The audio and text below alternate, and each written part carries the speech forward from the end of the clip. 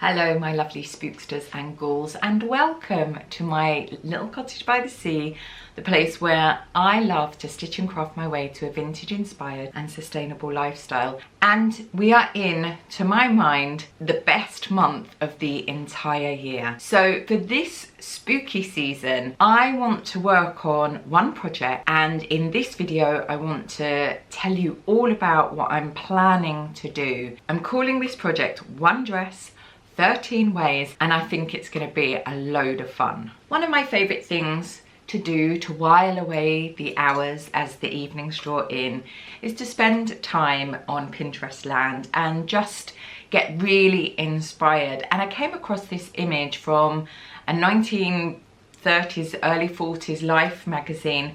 I'm not entirely sure about the context for this image, but I really like the fact that this woman is standing there in her black dress and she's surrounded by all these add-ons, accoutrements, accessories that she could add or wear with her dress to really change up the look. And I've seen quite a lot of these in vintage magazines that I've read or online, and I thought that this would be a really interesting idea. Now, I collect these vintage sewing and needlecraft and knitting magazines, and this one, The Pictorial Guide to Modern Home Dressmaking, is from I think 1941-ish, and it goes through everything you need to know to become an accomplished dressmaker. But there's a wonderful section about accessories, and whilst this book has got a few patterns and shows you how to make them, there's much more focus on decorating clothes, embellishing things and making embellished collars and so on, and that is one of the things that I really want to do. Adding to that, in another of my vintage dressmaking books, which is from the 30s, in the introduction it talks about how our grandmothers would have had at best 2 dresses for summer and 2 dresses for the winter season, and a clever seamstress would be able to make those dresses work all the time and also understand how to launder and look after them and repair them. Now, I'm going to be making one dress. I'm not going to be wearing it every day, and my aim is to come up with 13 different looks. So that's either creating a few little accessories that are going to change the look of the dress, or it's styling it in different ways. Those of you who spend time with me here know that sustainability is a big part of what I do. I could do better. I'm not pretending to be up there on a sustainability pedestal, but just for me, it's the way I've always lived and it's what I enjoy and it means a lot to me. So sustainability is about plundering back into your wardrobe, into your stash. It's about really making the most of what you already have and then making quite considered either purchases or sewing projects. So I do like to abide by that as much as I possibly can. This project is going to be making the dress and then doing all the add-ons, and what I'm aiming to do is to show you the making process and the making process of some of the things that I'm going to be making. How many times can I say making in this video? I'm sure there'll be some more. I'm going to be sharing the projects and then some styling videos and some shorts and so on, and I hope that it's going to be fun and it's going to be inspiring. Back to the Pictorial Guide to Modern Home Dressmaking, which at the time it came out, it was very modern. And there is this whole section, planning accessories as dress decoration.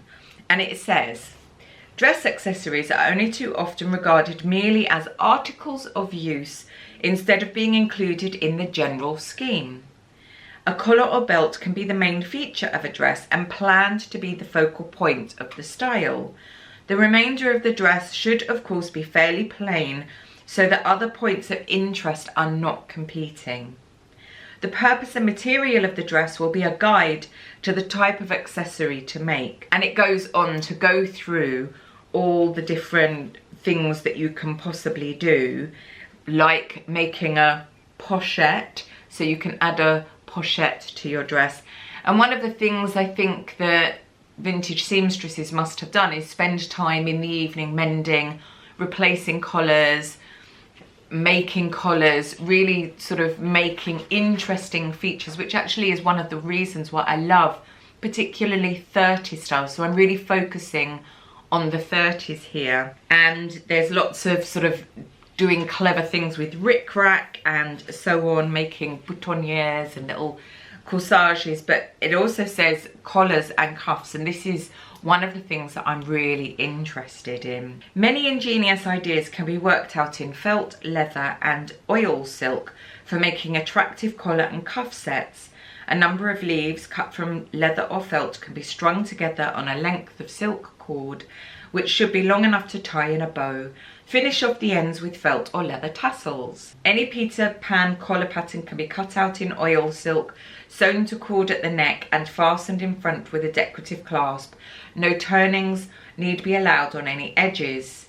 I'm really loving the fact that this project is going to give me the opportunity to delve into this book. I would never have thought of cutting out bits of leather and creating a collar, but now that's literally all I'm going to be thinking about for the rest of the day. So the pattern I'm going to be using is this Liberty Bella tea dress. I've made this loads of times. I've mentioned it loads of times. It's one of my favourite patterns. It is actually a vintage Simplicity pattern that they reissued under the Liberty banner. Is it Simplicity or if it's Vogue? Either one of those, but it is from the 30s. I've seen it in vintage sewing magazines and the sewing catalogues on Pinterest. This one fits me out of the packet, love it. I've got one version of this dress in particular which I wear all year round, absolutely love it. It always makes me feel like I'm in an Agatha Christie novel, that I'm somewhere having a conversation with Poirot and his little crécelles are churning into gear to solve some kind of mystery, some murder that I may or may not have caused by putting strychnine in somebody's Earl Grey tea. But this dress really does make me feel really inspired in that way. So I'm going to make the collarless version so that I can have fun adding collars. It's got this lovely little gathered detail as well.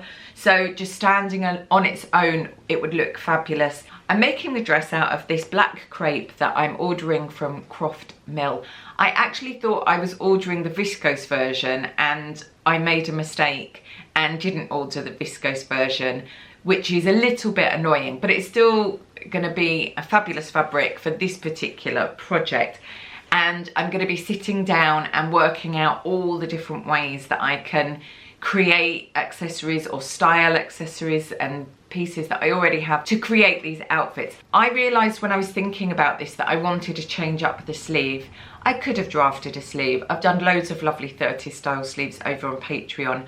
I decided, however, to treat myself and order this Simplicity S8695. It's the 1930s bolt-on of lots of different sleeve styles.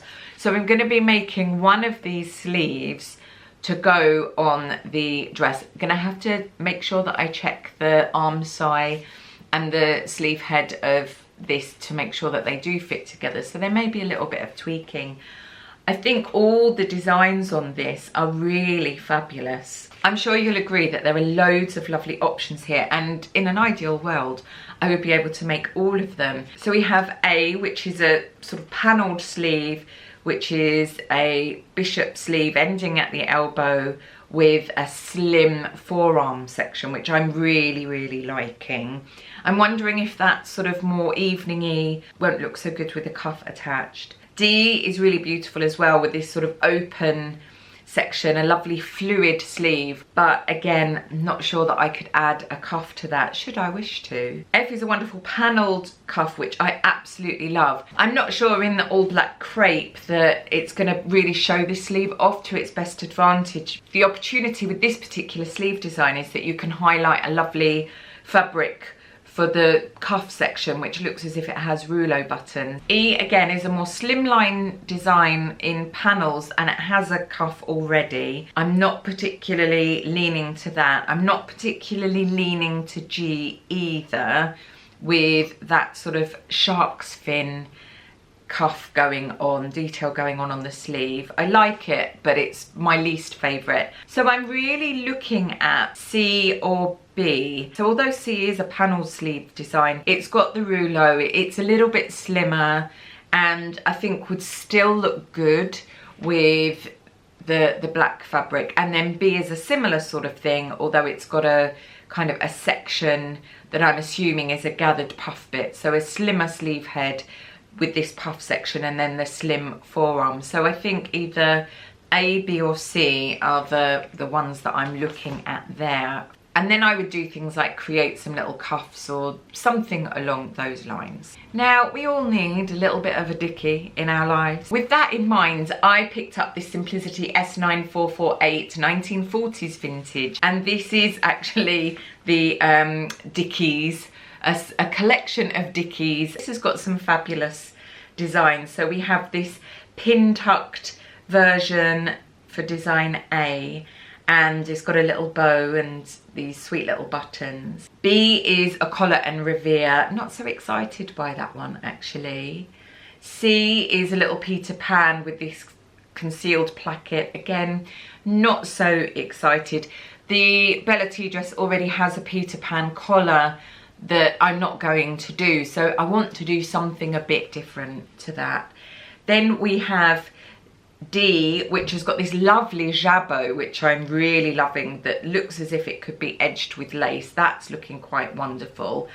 There is also a Peter Pan collar in this D that you can do and add to the jabot. I haven't looked at the packet and looked at the intricacies of the construction or how any of them work, but I'm really looking forward to getting to grips with this. And then E is quite lovely actually. It's got this scalloped edge with what looks like covered buttons, and with these I presume that you can wear them and then wear, say, a waistcoat over the top to cover the side of the Dickies. I remember seeing one of these. I so love the word Dickies, sorry, it just is like, it is bringing me joy. I remember seeing some vintage organdy, beautiful lace and organdy Dickies in Snoopers Paradise in Brighton, and I didn't pick them up, and I really wish I'd got them now because would have been really fabulous for this project. Then there's F, which I'm also really loving. It's got this lovely shawl collar with what looks like sort of lots of tucks and a lacy sort of edge. So there's quite a lot to think about between these patterns, which sleeve I'm going to do to add to the dress, and then which collars I'm going to do. I also want to have a really good look in my stash of fabrics. I'm thinking that maybe one of these collars with some matching cuffs in a Liberty would be amazing against the black, the crepe fabric. I'm going to be looking at some of my vintage pieces. I'm going to have a look at all the tips and techniques in my vintage needle workbooks. And I just want to do a few lovely little projects. I don't want to stress myself out. My enthusiasm far outweighs the number of hours there are in a day. So I'm going to be having a little think very carefully about what I want to make. My aim is to make the dress, and that's one dress, and then have 13 different ways appropriate for spooky season to style and embellish, extend this dress. I'd be really interested to know, out of these collars and out of the sleeves, what would be your choice. And I really hope that you're going to enjoy a slightly different Vlogtober from me this year. I think it's nice to do something a little bit different, and I'm just so excited to be working on this project. You may want to click your notification bell because I'm not entirely sure when all the additional videos will be coming out. They'll be sprinkled through the rest of October. I shall link the patterns below should you want to get them yourselves and do a similar project to this. As ever, my lovelies, I'm very grateful that you take the time to spend the time with me here in my spooky little cottage by the sea. I shall see you very soon. Bye.